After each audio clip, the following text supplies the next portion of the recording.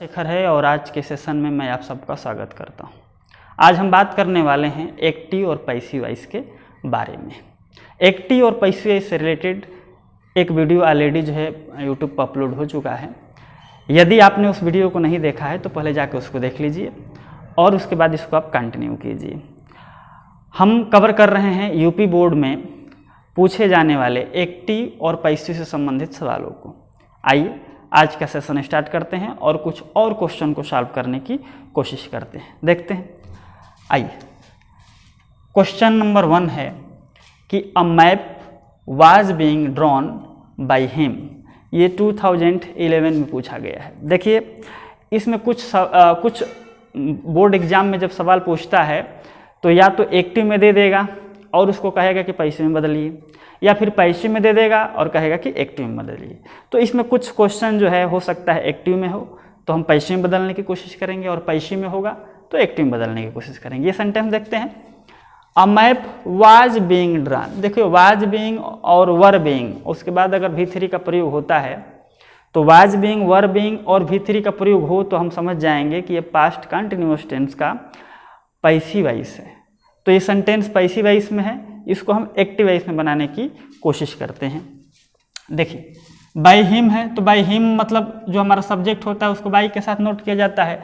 तो by him को इधर बुलाइए। अपना एक्टिव वॉइस जब बना रहे हैं तो हिम को हम सब्जेक्ट बनाएंगे तो हो जाएगा ही।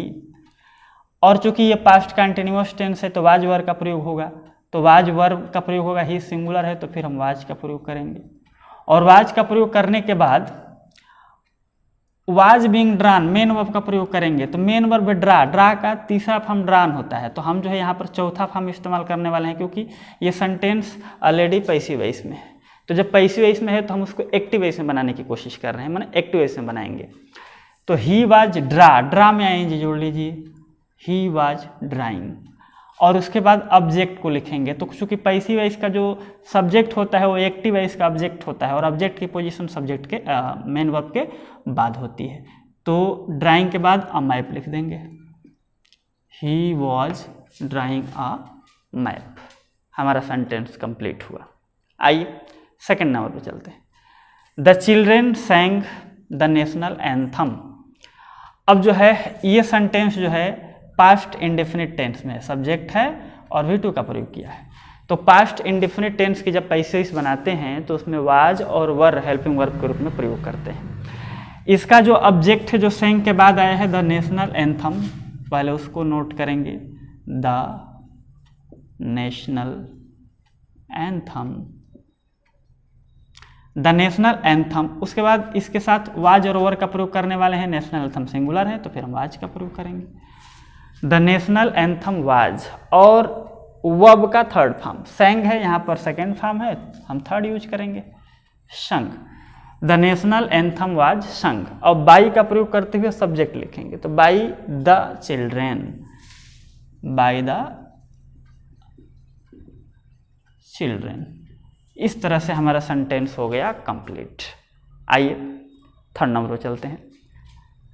शट द डोर, ये इंपरेटिव सेंटेंस है। कभी भी जब सेंटेंस मेन वर्ब से शुरू हो तो ऐसी घटना सिर्फ इंपरेटिव सेंटेंस में हो सकती है, यानी कि ऐसा स्ट्रक्चर सिर्फ इंपरेटिव सेंटेंस का होता है।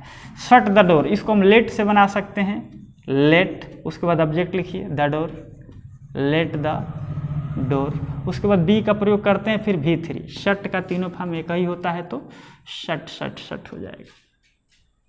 आप चाहें तो इसको शुड बी से भी बना सकते हैं, यानी कि आप इसको बना सकते हैं द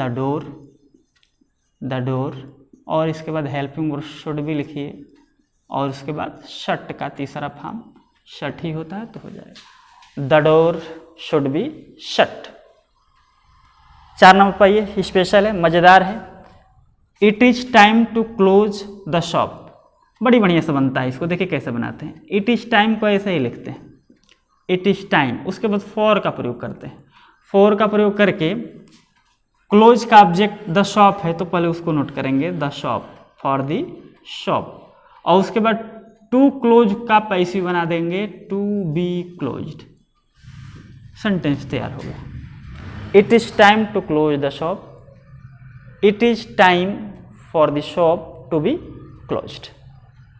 आइए नेक्स्ट देखते हैं, what are you doing, present continuous tense है, और प्रेजेंट कॉन्टिन्यूअस टेंस हो चाहे कोई भी टेंस हो, अगर जो है सेंटेंस व्हाट से आरंभ होता है तो हम ऑब्जेक्ट ढूंढने की कोशिश नहीं करते हैं, क्योंकि उसमें व्हाट स्वयं ही ऑब्जेक्ट का काम कर रहा होता है।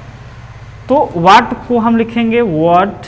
अब हमारा ये जो है व्हाट ऑब्जेक्ट है, एक्टिव है, ऑब्जेक्ट है, पैसिव में व्हाट ही हमारा सब्जेक्ट बनेगा। जब क्वेश्चन वर्ड सब्जेक्ट बनता है तो उसको हम पॉजिटिव स्ट्रक्चर पर बनाते हैं, यानी कि व्हाट हमारा सब्जेक्ट हो गया और इसके साथ helping verb is am are में से कोई एक लिखेंगे। चूँकि ये सेंटेंस प्रेजेंट कंटिन्यूअस है तो प्रेजेंट कंटिन्यूअस में इज बीइंग, एम बीइंग और आर बीइंग का प्रयोग करते हैं। क्योंकि व्हाट को सिंगुलर माना जाता है तो इसके साथ हम इज बीइंग का प्रयोग कर लेते हैं, व्हाट इज बीइंग। उसके बाद V3 डन, V3 यूज कर दिए, what is being done.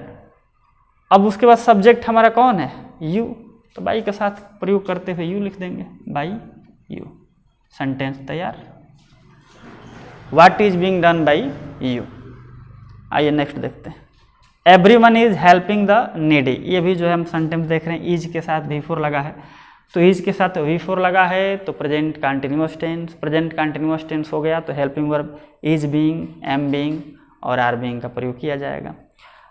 Object देख लेते हैं, everyone is helping the needy, the needy हमारा सब्जेक्ट हो गया, द नीडी, द नीडी। जब भी किसी एडजेक्टिव से पहले द का प्रयोग करते हैं तो प्लूरल नाउन बन जाता है। जैसे द पुअर, द पुअर मतलब होता है गरीब लोग, द रिच धनी लोग, द ऑनेस्ट ईमानदार लोग, द ब्रेव बहादुर लोग। उसी तरह द नीडी माने जरूरतमंद लोग। तो ये द नीडी लिखने से ये प्लूरल हो चुका है, और प्लूरल हो गया है तो is being, am being, are being में से एक लिखेंगे तो हम यहाँ आर बीइंग लिखने वाले हैं, आर बीइंग लिखेंगे, द नीडी आर बीइंग। उसके बाद V3, यहाँ पर V4 यूज किया गया है, चूँकि कंटिन्यूअस है, हम पैसिव बना रहे हैं तो V3 यूज कर देंगे, the needy are being helped. हो गया, बाय एवरीवन लिखा नहीं जाता है, यहीं पर नोट कर, यहीं पर जो है फुल स्टॉप कर देंगे, हो गया। बाय एवरीवन लिखने की कोई ज़रूरत नहीं है, यानी कि इंडिफिनिट प्रोनाउन जो है वगैरह लिखे नहीं जाते हैं। The needy are being helped, बस दैट्स इट। आगे देखिए, his pocket has been picked. देखिए हैज़ बीन यूज किया है और हैज़ बीन के साथ V3, ये पैसिव वॉइस में है।